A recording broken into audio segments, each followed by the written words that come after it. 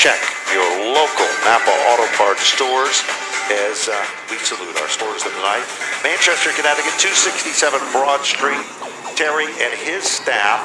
And from Meriden, Connecticut, the Fazzino Auto Store on 477 South Broad Street, Wayne Viziano.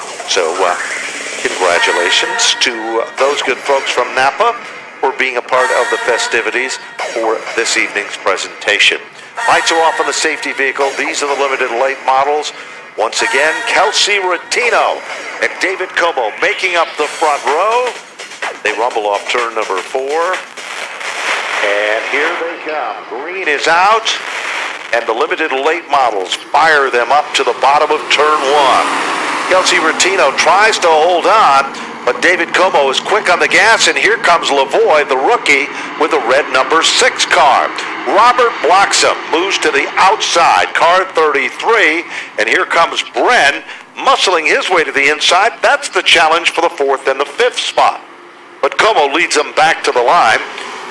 Further back at the bottom of the top 10, Paul Arute and David Arute are coming to the front of the field as well. Here comes Barkowski. He'll now pressure Robert Bloxham. And here's Paul Arute cutting through traffic impressively. He now moves in, takes over the 6th spot, forcing Bloxham back to position number 7 with David Arute, Andrew Hayes, and Provost.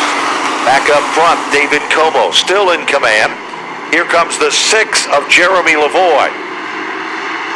Lavoie, a graduate from the Dare Stocks here at the Speedway, doing a fine job. All of a sudden, the Bren car gets a little bit antsy, and Provost in the Coisoil machine gets crossed up, gathers it back, and we still remain under green. Now, Paul Arute has picked up position number 5. His brother David works his magic on the inside. Here's Bren and Hayes. That's a 4-car battle for position number 5. Back off turn number 4, down in turn 1, it is David Como, a rookie and another graduate from the Dare Stocks, out in front and pulling away. Things start to get settled in further back in the field, and Albert Saunders, Austin Bissett, all trying to work over the 33 of Bloxham as they continue to thread the needle and try to work their way to the front of the field. All of a sudden, that battle is for 2nd, and Barkowski looks like a shoe in there. He makes a bold move underneath Kelsey Rattino, and he is able to polish off the move, and the 7 is darted into the number 2 position. Good racing side by side there. Now the crossover, Kelsey Rattino ruffles the feathers of Barkowski as he tries to take back 2nd, but Barkowski says no way and pulls back in the line. Lavoie still setting in 4.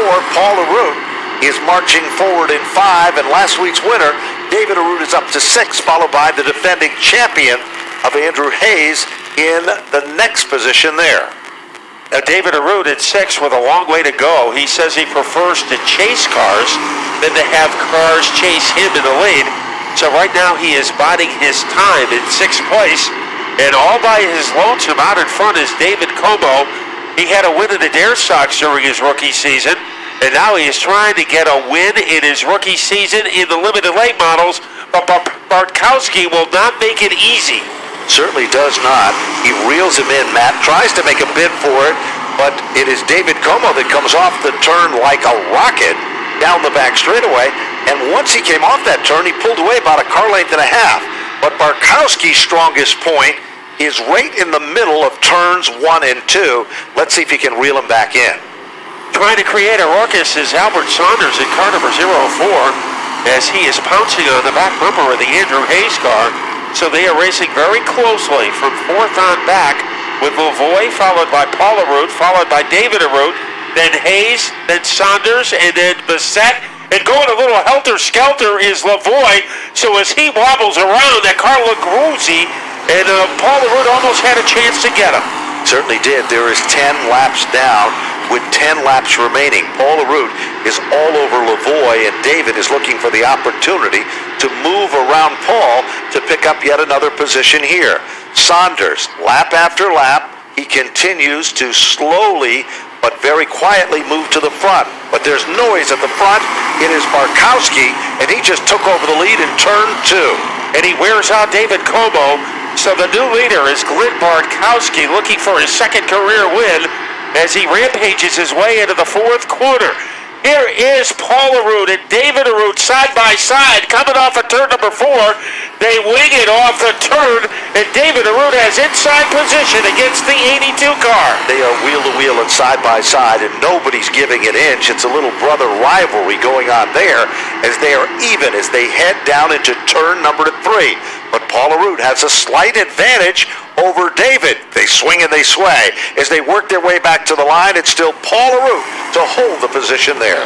That car getting a little wobbly on that number 82 of Paul Arute. Here comes David. Desperation move down low. It looks like he is trying to torpedo his way underneath the 82 car. They go into turn number 3 almost together. Andrew Hayes is behind him, and Paul Arute refuses to surrender, even though the car almost went sideways. He just doesn't want to give up, and he continues to show that. Good battle there, and all of a sudden now Paul slips up just a bit and gives Dave the opportunity to try it again on the bottom side of the racetrack. Battle is for 5th, and it's good side-by-side racing, clean racing off turn number 4. Once again, it looks like Paul goes sideways, and he might be surrendering the spot to David. Here comes David Arute, and he is on the move into the top 5. And with him comes Andrew Hayes with car number 9, the 04 of Saunders, Albert Saunders, and now Austin Bissett is coming forward. Less than 5 laps to go, and Glenn Barkowski, who started the event in the 7th position, is now still the leader and commanding at the point. And it is Barkowski who is able to open up a pretty huge lead over David Como. Then it is Rutino next. And now David Arute sets his sights on the tailpipe of the 6 car of Jeremy Lavoie. And this is the best that Jeremy Lavoie has done all season long. He is a graduate, like Como, from our Dare Stock division, where he was a winner in previous years, and he is now holding on to the 4th spot. But David Arute is reeling him in and closing up the gap rather impressively. Good run, 17, now making 18 circuits in. As we look a little further back in the field, Albert Saunders, Hayes, Austin Bissett, and Paul Arute still are in a battle at the bottom of the top 10. Boy, there has been some really hard-nosed racing for those 7th, 8th, and 9th place positions. David Arute almost tried to get around Jeremy Lavoie, trying it on the outside. Now when Lavoie goes up the racetrack, trying to thunder his way down low is David Arute as he snaps that car underneath the 9. There's no question about it. The white flag is out as they come back off turn number 4. Barkowski is still the leader of the pack. Checkers are out, and Barkowski will take down the impressive win. Como will finish in 2nd. Side-by-side racing for 3rd. And it is Kelsey Rutino to finish in the 3rd spot. Lavoie will finish in position number 4. And unofficially in 5 will be the number 28 machine of David. Matty? Well, Glenn Barkowski has been on a roll.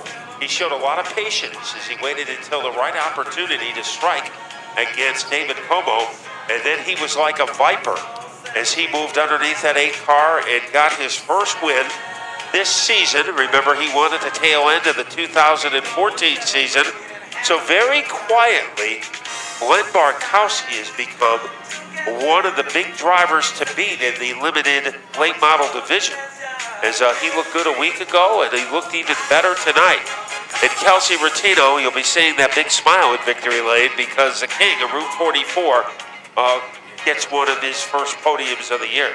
Sure does, and of course, David Como doing a great job here tonight. He didn't look like a rookie, did he? No, he has struggled with the car, he said that, but with the help of Fluckinger Chassis and a lot of other special people, it's all paid off. John Gates is down there in the winner's circle. And John, you've got another happy winner. Yeah, this is really cool. Glenn Barkowski, first victory of the year, second career in the limited late models, man. Tell you what, lap 11 was good for you. Yes, it was. It's a really exciting race. We've been getting better. We've got our first win at the end of last year. We've been getting better all this year. I can't thank my crew enough. Crew Chief Art Salvi, Tim West, Wendy, Kent Card, These guys bust their butts every night on this car, and I think it's been showing. Took you just a little bit to catch that 8, but once you did, you were there. Yeah, I was hungry trying to find him.